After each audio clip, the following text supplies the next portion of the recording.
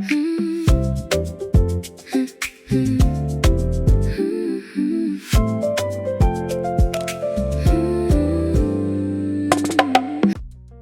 à tous et à toutes, j'espère que vous allez bien.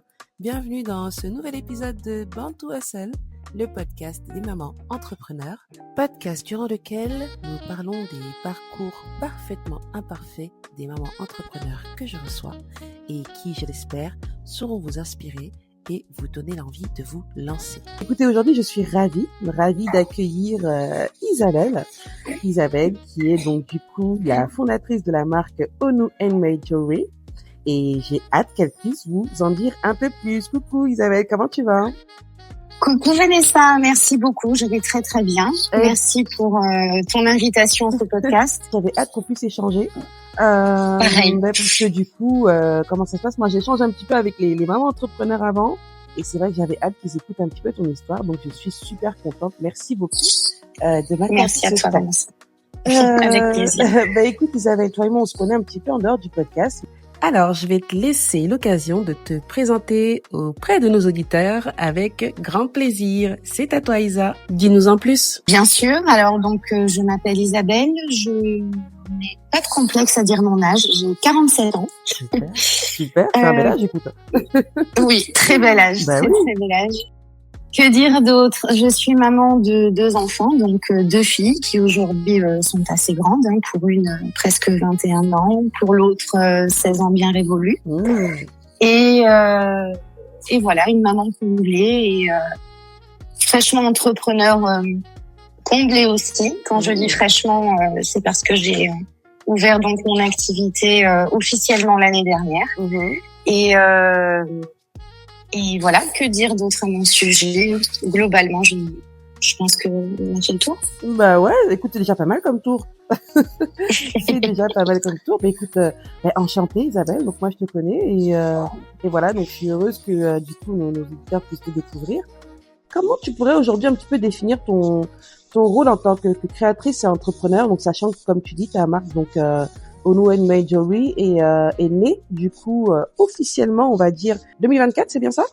C'est officiellement 2025. Officiellement ouais, 2025. Fait, en 2023, parce que ça faisait à peu près 7 ans que je travaillais pour la même structure. Donc j'avais une hiérarchie au-dessus de moi. Et dans cette entreprise, je déployais beaucoup d'énergie. Ouais. Et il est arrivé un moment où j'étais, on peut dire, assez fatiguée moralement, fatiguée physiquement. Et j'avais besoin de mettre un petit peu de beau dans ma vie. Et c'est à ce moment-là donc que j'ai décidé d'essayer la bijouterie. Génial. Parce que c'est quelque chose qui m'a toujours profondément intéressée, pour une raison que je n'expliquais pas vraiment jusqu'à ce que je la comprenne un petit peu plus tard. Le travail du métal en lui-même et sa transformation progressive m'a toujours passionnée, mais vraiment depuis toujours. Ma maman m'a dit d'ailleurs il y a quelque temps qu'à l'âge de 14 ans, je lui avais dit « Maman, j'aimerais bien fabriquer des bijoux ». Honnêtement, je m'en souviens pas de ce moment-là, mais ma maman, oui. Et elle m'a dit que depuis, je lui en avais plus reparlé. Mais j'avoue que effectivement, au fond de moi, j'avais toujours ce feu-là. Et en 2023, comme mon quotidien était vraiment rythmé par des heures interminables, au niveau de mon travail et toute cette énergie que je déployais, j'avais besoin d'une coupure et vraiment de mettre quelque chose de différent et de beau dans ma vie. Donc, j'ai décidé de me mettre à la bijouterie réellement, donc au niveau du travail du métal. Je me suis dit on essaye et puis on voit. Donc, ce sera un petit exutoire qui fera pas de mal. Hein. Il y en a qui font du jardinage, moi je vais essayer la bijouterie. Et en fait, j'ai été subjuguée par cette discipline, hein, si je peux l'appeler comme ça. Mais vraiment vraiment subjuguée, et j'ai été étonnée de voir ce qui pouvait sortir de mes propres mains.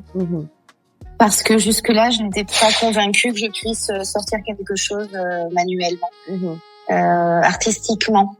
Voilà. Et donc ça m'a convaincue. Donc j'ai continué. Je me suis équipée petit à petit en matériel de bijouterie, en matière première. Et du coup, voilà, je me suis aperçue que vraiment j'arrivais à faire de belles choses. J'ai découvert des matières, en l'occurrence la perle de Tahiti, parce qu'il y a une partie de perle de Tahiti que j'avais, qui m'avait été offerte par ma sœur de cœur, une amie que je connais, donc je vais la citer, elle s'appelle Audrey. Depuis, voilà, c'est vraiment une amie que j'ai depuis 30 ans maintenant. Wow. Ouais. Wow. Et donc c'est elle qui m'a fait connaître les perles de Tahiti parce qu'elle a vécu à Tahiti pendant un temps et j'avoue que c'est une matière que je connaissais sans réellement la connaître. Génial. Voilà. Et donc j'ai décidé d'associer ces merveilles à mes créations. Et ce qui a donné ensuite mon petit univers, ce que j'aimais travailler, donc en l'occurrence avec l'argent massif. Ensuite, j'ai décidé de me perfectionner, donc j'ai pris, à savoir que je suis complètement autodidacte. J'ai pris quelques cours en ligne, des formations en ligne, et ensuite ça m'a donné une petite étincelle en me disant que toute l'énergie, encore une fois, que je mettais dans mon travail, pourquoi ne pas la mettre pour mon propre compte? Exact. Sachant que même si c'est un gros défi, un gros challenge, et j'adore les défis, j'adore les challenges, et c'est ce que je vis à chaque fois que je réalise que je fais une création. C'est toujours un challenge, rien ne se ressemble. Et là, je me suis dit bon, bah ok, on se lance, et je vais attribuer l'énergie que je donne à quelqu'un d'autre pour moi-même. Donc en 2024, j'ai décidé de quitter ma société et j'ai entamé les démarches nécessaires administratives donc pour monter ma structure Woman Jewelry. Et donc j'ai été licenciée, j'ai obtenu tous les agréments l'année dernière, donc en 2025. Et en parallèle, j'ai décidé quand même d'intégrer une école de joaillerie à Lisbonne. Magnifique. Oui, là c'était une façon de me conforter moi-même sur les bases que j'avais acquises en tant qu'autodidacte. Donc voilà, cette formation a validé en fait réellement mes capacités sur toutes les bases que j'avais pu acquérir jusque-là. Wow. Voilà. Aujourd'hui, c'est vrai que là, le nom, on a donné le nom de ta marque, donc Ono Handmade Jewelry, d'accord. Mais c'est quoi ce nom exactement? Qu'est-ce qu'il incarne pour toi vraiment aujourd'hui? Parce qu'on sent bien quand tu parles que finalement c'était quelque chose que tu ressentais certainement depuis un moment, mais il t'a fallu un déclic en fait. Donc pourquoi ce nom? Qu'est-ce que ça incarne vraiment pour toi? Alors, qu'est-ce que ça incarne? Il faut savoir que à la base, je suis vraiment passionnée par le monde marin, le monde océanique. Et en priorité, j'ai une passion profonde pour les requins. Wow. Donc je me suis dit, si j'utilise un logo pour ma marque, déjà il viendra du monde marin. Après, je me suis dit que par rapport à la joaillerie, le requin n'était pas forcément le mieux. Ouais. Donc je me suis dirigée vers la tortue marine, qui est ma deuxième passion, donc juste après le requin, et qui en plus colle avec avec la perle de Tahiti en l'occurrence. Donc en logo, j'ai choisi une tortue. On a découlé le nom Onu, qui en langue polynésienne définit la tortue marine. Wow. Et donc qui colle avec une des matières principales que j'utilise, donc la perle de Tahiti. Voilà, ça c'est pour le choix du nom. C'est pour le choix du nom et du logo. Et le bleu, donc évidemment, parce que ça rejoint encore une fois le monde marin.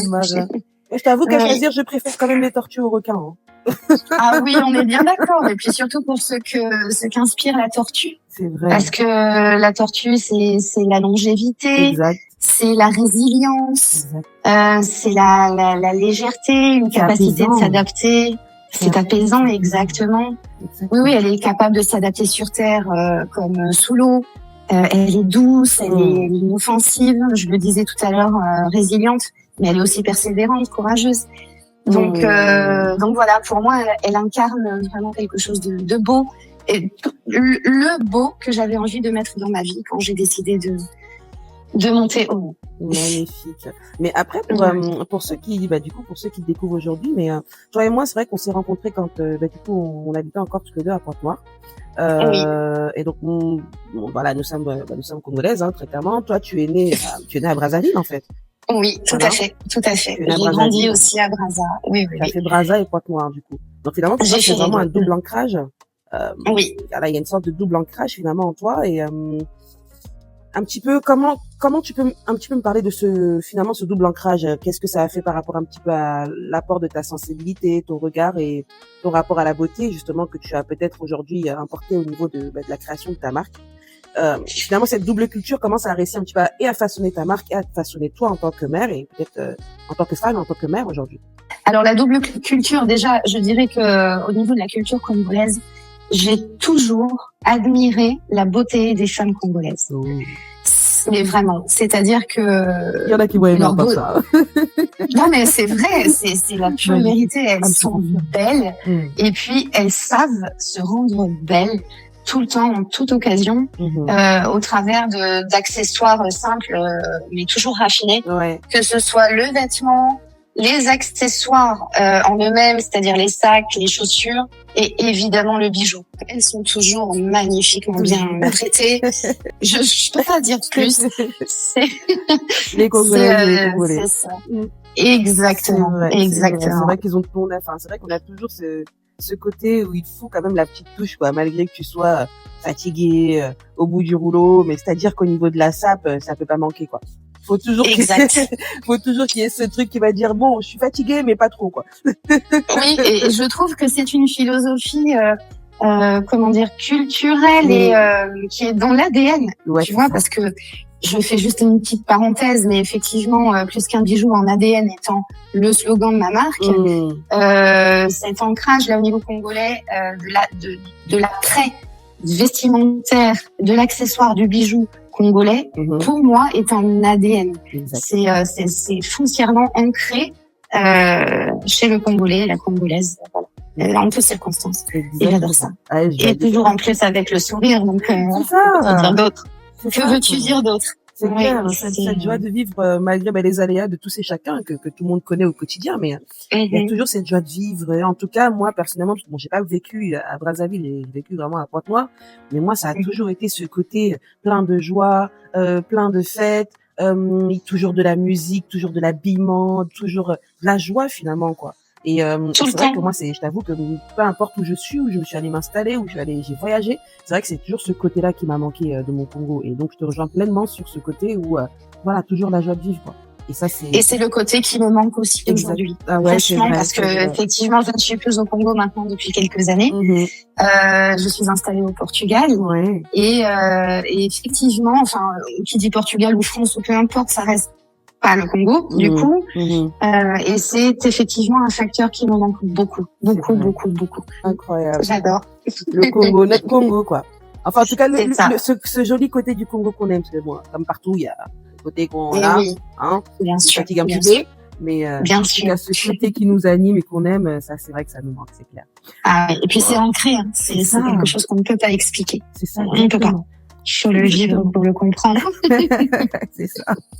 Ah ouais, écoute, franchement là, tu vois un moment nostalgique, mais bon, arrêtons-nous là. Oui. Arrêtons-nous là. Écoute, en effet, voilà, moi, comme tu disais, donc, je t'ai connu vraiment à Pointe-Noire, mais je pense qu'il y a ce côté un petit peu concernant ta passion, que j'aimerais que tu nous parles un petit peu. Moi, tu m'en avais parlé personnellement, mais cette passion, elle t'a été transmise par quelqu'un. Donc, comment mettre, est-ce que tu peux nous en parler un petit peu plus, s'il te plaît? Oui. Alors, effectivement, donc, c'est bien de là que aussi est né mon slogan, plus qu'un bijou, un ADN. J'insiste vraiment là-dessus. Parce que d'un point de vue historique familial, mon grand-père maternel était fondeur. Ouais. Et voilà. Et mon papa, dans sa jeunesse, était apprenti bijoutier. Non mais c'est top, quoi. Incroyable. Ouais. Oui, mais malheureusement, donc ces deux hommes qui ont fait partie de ma vie, je ne les ai jamais connus puisqu'ils sont partis beaucoup trop tôt. Enfin, mon papa, je l'ai connu. Mon grand-père, non, je ne l'ai jamais connu. Mon papa, je l'ai connu, mais je n'ai jamais connu bijoutier. Wow. C'est-à-dire que voilà, moi j'ai toujours connu mon papa commerçant, mais pas bijoutier, parce qu'il a dû abandonner son projet de vie, qui était la bijouterie par rapport aux circonstances de la vie. Et donc je ne l'ai jamais connu bijoutier, mais j'ai su qu'il était apprenti bijoutier. Je suis en possession de certaines créations qu'il a eu à faire quand il avait à peine 16 ans. Waouh. Oui. Et j'ai toujours eu une certaine admiration, en fait. Et puis sachant que ce qu'il avait réalisé, c'était du 100% fait main, pas de moulage, pas d'artifice, pas de série, tu vois. Et voilà. Et donc je me dis que cette envie de travailler le métal était peut-être en moi, en fait, au niveau de mes gènes. Ouais. Puisque je n'ai jamais connu mon grand-père, je ne l'ai jamais vu exercer, et mon papa, pareil, je ne l'ai jamais vu exercer.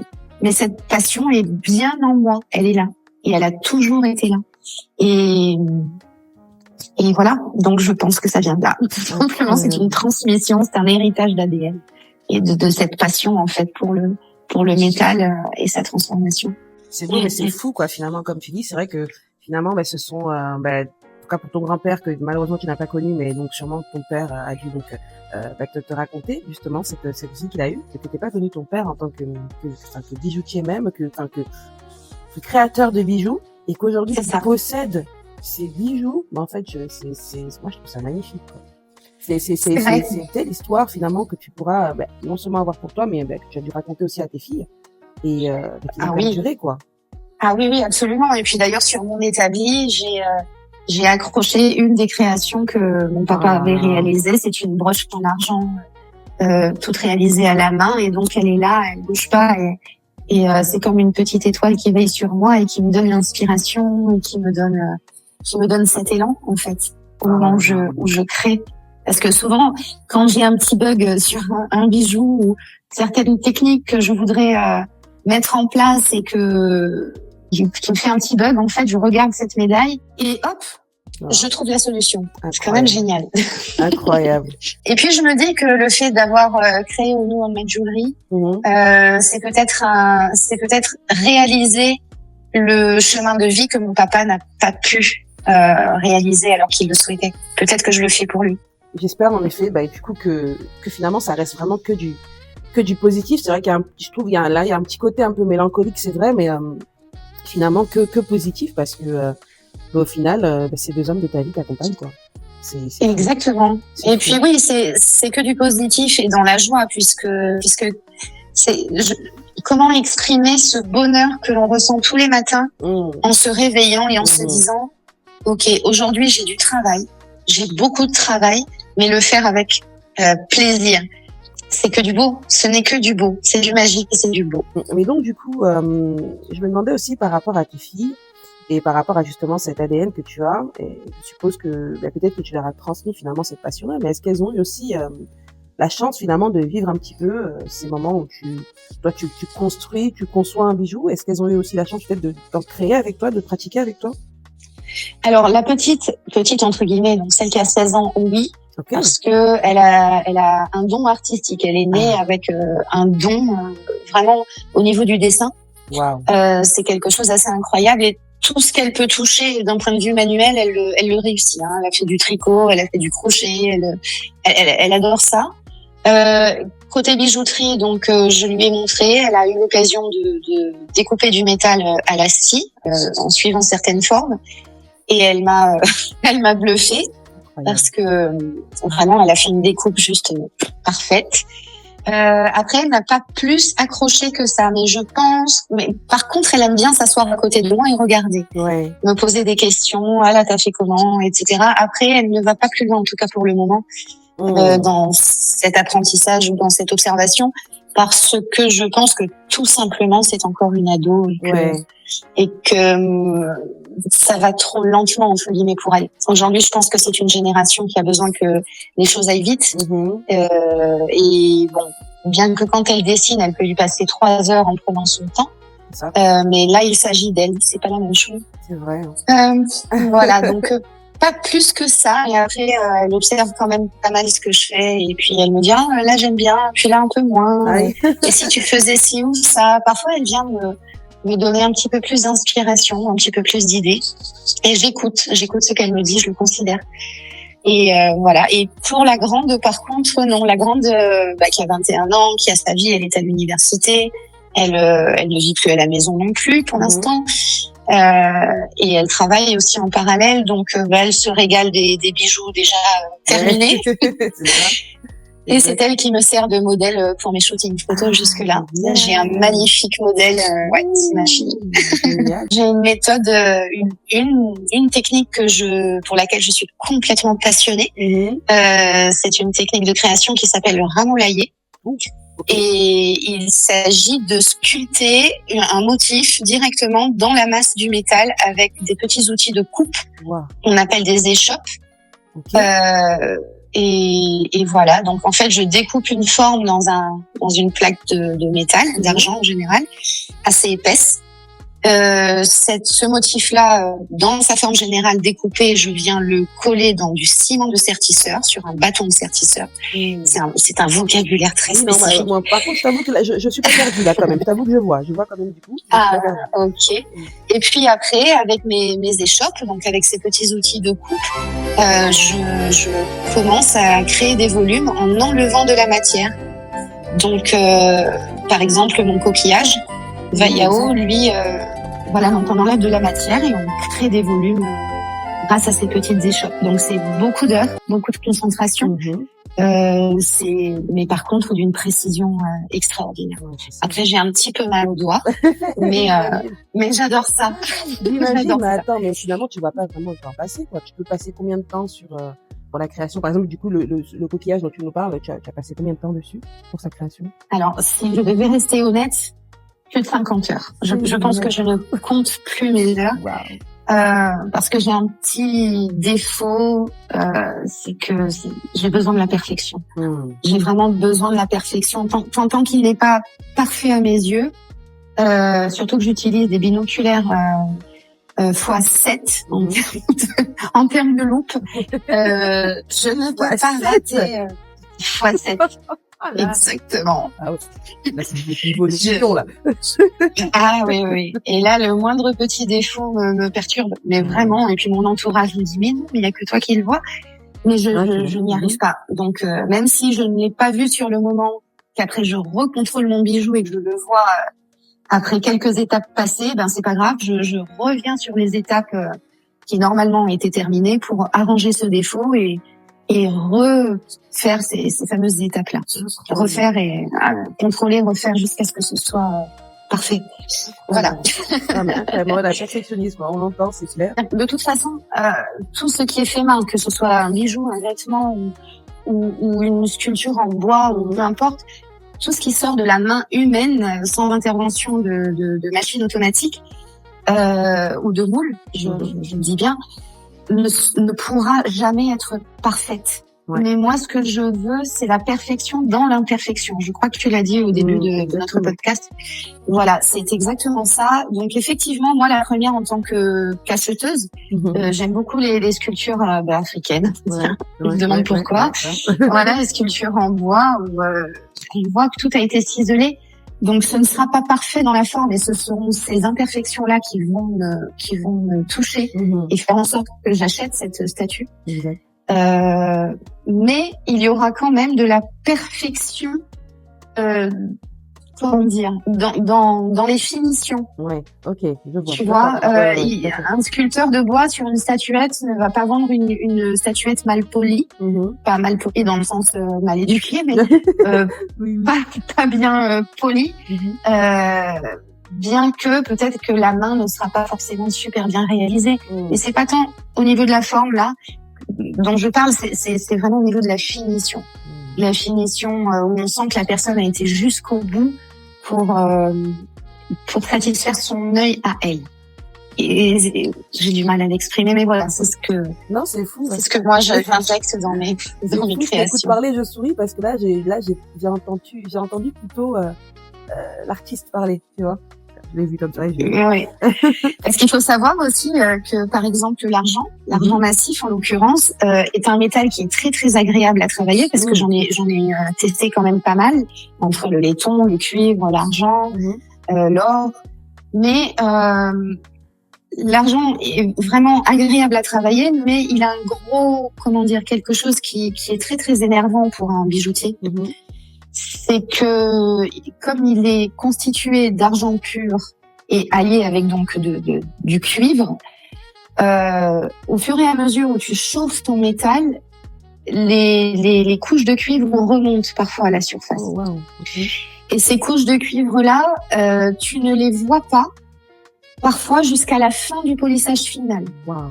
C'est-à-dire que le polissage, par exemple, polissage et avivage, donc pour rendre ta pièce brillante comme un miroir, c'est beaucoup d'étapes manuelles, beaucoup de grains différents que tu vas passer avec des matières différentes que tu vas passer sur ton métal pour pouvoir le révéler. Ouais. Et le problème avec l'argent, c'est que ces bulles de cuivre-là se révèlent la plupart du temps au fur et à mesure que tu avances dans le polissage et dans l'avivage. Donc il m'est arrivé, et donc c'est ce qu'on appelle les taches de feu. Ah oui. Et c'est très disgracieux et c'est vraiment, c'est dommage de les laisser sur un bijou. Et il m'est arrivé sur un projet au bout de 9 heures de polissage, de me rendre compte, et pas avec mon œil, mais au travers d'une photo prise en macro du bijou, qu'il y avait des taches de feu. Et ça, c'était pas possible pour moi, donc du coup, il est reparti à l'atelier le bijou et reparti pour un polissage à zéro, histoire de pouvoir éliminer ces fameuses taches de feu là qui rendraient vraiment n'importe quel bijoutier complètement cher. J'allais dire, la frustration là que tu ressens d'un coup, punaise, faut te reprendre 9 heures de polissage. Ah non, quelle patience. Ouais, sur ce projet-là. Wow. Oh my god. Punaise. Ah non, je vais bien être patiente, hein, et franchement, moi, j'y travaille encore, sur la patience. Mais 9 heures. Pour en arriver là, justement, pour ta marque, c'est que tu as vraiment, finalement, fait une totale reconversion, donc professionnelle, qui est quand même assez radicale. Et comme tu nous as dit, tu as vraiment eu ce déclic, il fallait que tu changes de voie, il fallait que tu changes de vie, il fallait que tu rapportes vraiment cette joie, finalement, qui te manquait. Donc, tu as dû quitter beaucoup de choses, finalement, que ce soit intérieurement, extérieurement, pour oser vraiment ce virage. Mais est-ce que, finalement, ton entourage, il a compris un petit peu pourquoi, toi, tu te lançais dans cette aventure? Alors, comment est-ce que mon entourage l'a pris? Donc, on va dire que les personnes qui comptent pour moi sont les seules dont la vie aussi compte pour moi. Merci. Donc, après, tout le reste de l'entourage, je n'en tiens pas qu'à, en fait, honnêtement. Mais pour parler des plus proches, donc ma maman, mes enfants et mon chéri, et mes amis aussi, mes amis proches, très proches, que je compte sur les doigts d'une main, ils ont tous compris ma décision. Ils ont tous dit que c'était un risque, effectivement, que je prenais en faisant ce fameux virage à 180 degrés. Mais qu'il fallait que je tente l'aventure parce que j'en avais les capacités. Donc, ce petit noyau dur, en fait, m'a, depuis le départ, encouragée, m'encourage encore et mieux, s'investit littéralement dans mon projet. C'est-à-dire que, donc, pour les personnes dont je viens de parler, ma maman, les enfants et mon homme, sincèrement, sans eux, je pense que je n'aurais pas pu produire certaines choses que j'ai produites aujourd'hui, comme mes contenus de réseaux sociaux, mes photos, mon site web, et mieux encore, mes bijoux. Parce qu'ils m'encouragent, ils sont là, ils me donnent leurs avis, et ils s'investissent réellement dans mes actions. Donc, je disais tout à l'heure, ma grande, elle, me sert de modèle photo pour porter mes bijoux. Ma dernière, elle, souvent me donne des conseils en me disant si tu mettais ça comme ça sur un bijou ou autre, et sert aussi de directrice artistique au moment du shooting des photos. C'est elle qui dit à sa sœur bah tiens, tu te mets comme ci, comme ça. Mon homme prend très souvent les photos et surtout ils m'aident beaucoup au niveau du site web pour le référencement, etc. Donc il y a un réel investissement de leur part dans mon projet parce qu'ils croient en moi en fait et ça fait du bien.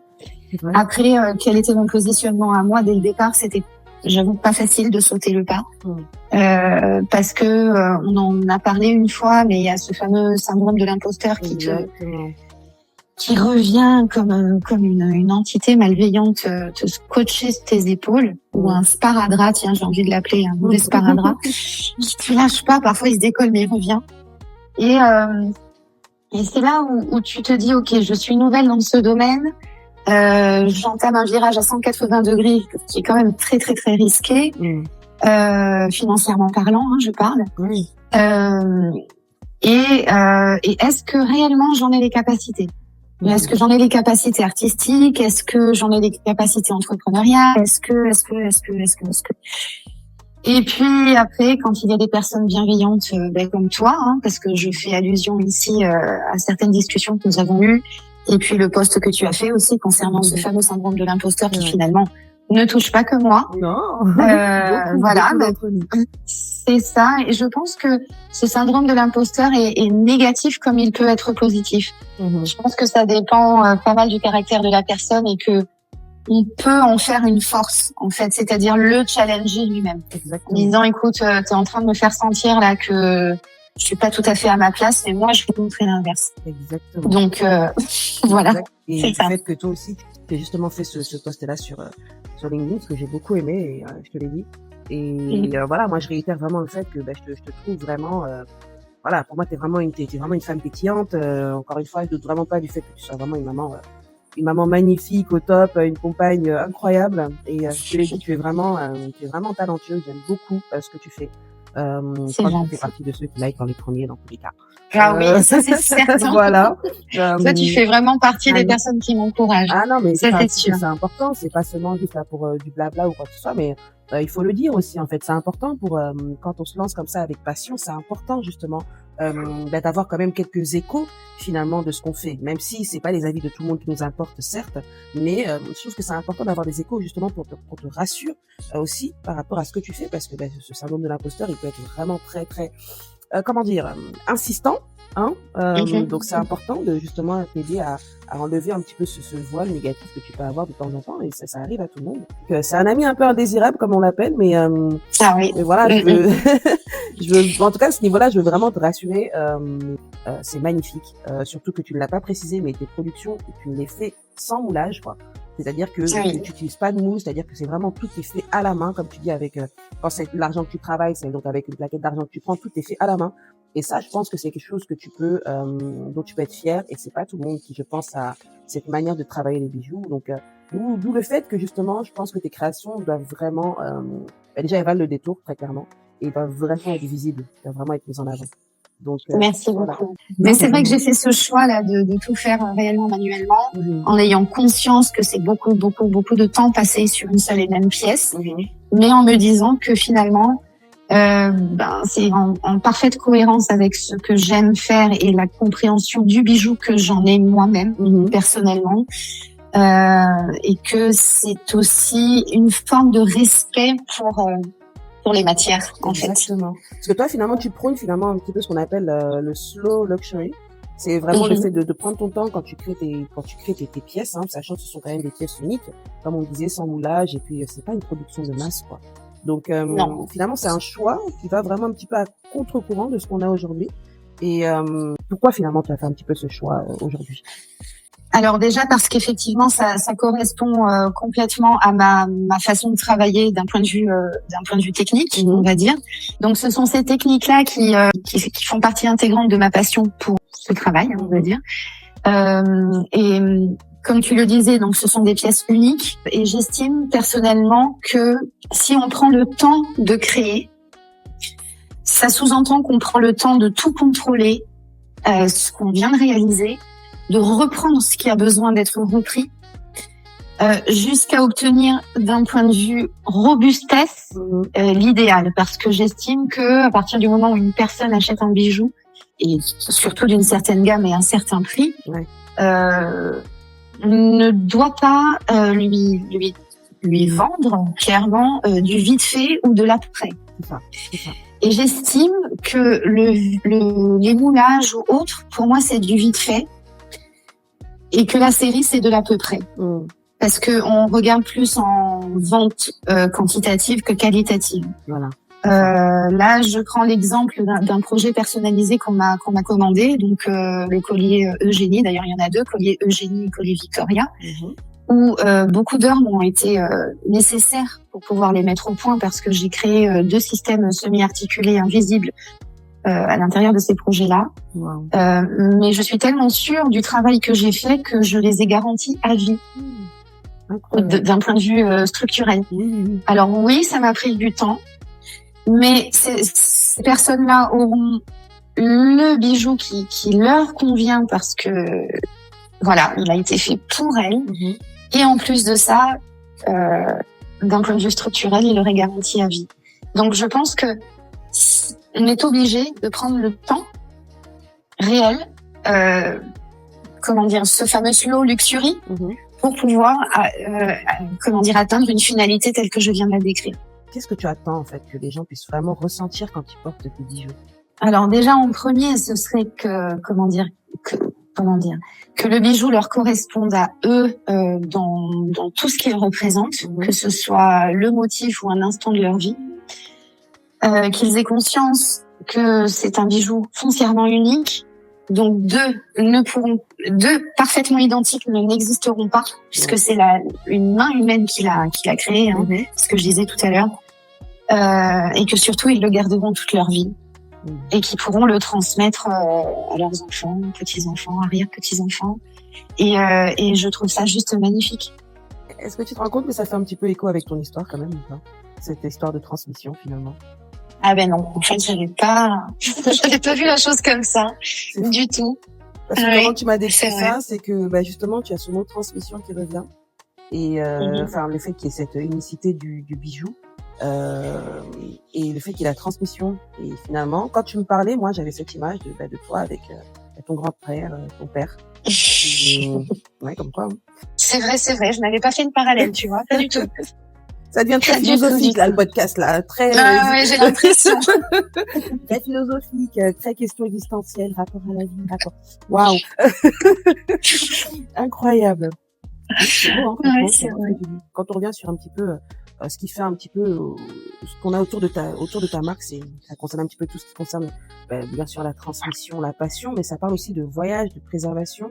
Et, je fais un petit peu ce parallèle avec le Congo aussi. Qui sont aussi finalement présents dans ton ADN, comme tu dis. Comment finalement peut-être ces différents thèmes, ils influencent un petit peu concrètement ton processus de création?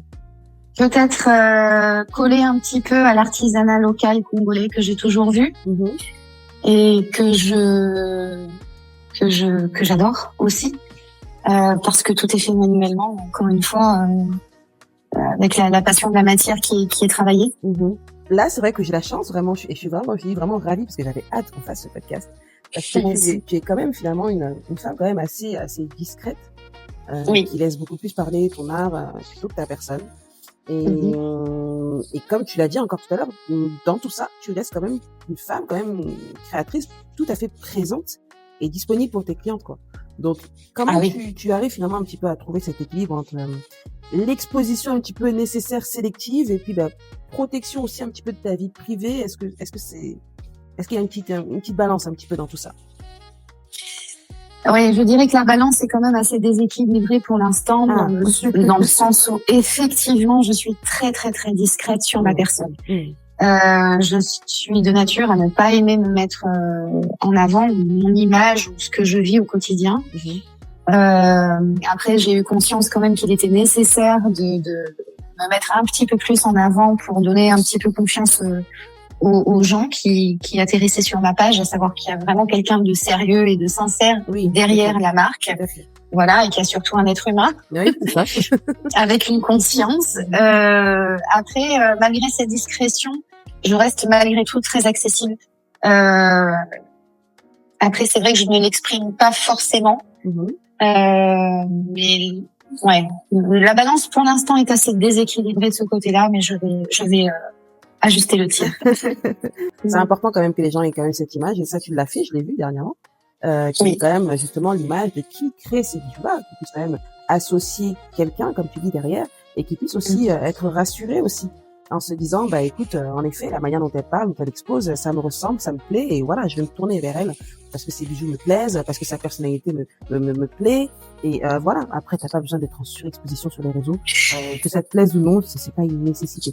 Mais non, après, je compte aussi pas mal sur le bouche à oreille, c'est-à-dire que j'estime que si une ou deux ou trois personnes sont contentes des produits que je fabrique, des bijoux que je fabrique, si elles sont contentes du service qu'elles ont reçu et de la proximité que j'ai pu avoir avec elles, je pense que je peux compter sur le bouche à oreille.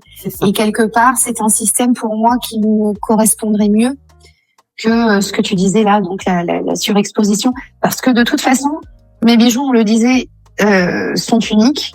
C'est du slow luxury. Dans une catégorie plutôt haut de gamme. Oui. Et donc, j'estime que ça fait partie de cet univers-là. Ce bouche à oreille fait partie de cette atmosphère hors surexposition. Exact. Voilà. Exactement. Finalement, ouais, voilà, c'est vraiment les échos des uns et des autres qui vont permettre que ta marque soit connue, même si on sait que, oui, bien sûr, aujourd'hui, la digitalisation, les réseaux, c'est important. Mais finalement, toi, pour ta marque, elle vivra clairement par rapport plutôt sur le bouche à oreille plutôt qu'autre chose, quoi.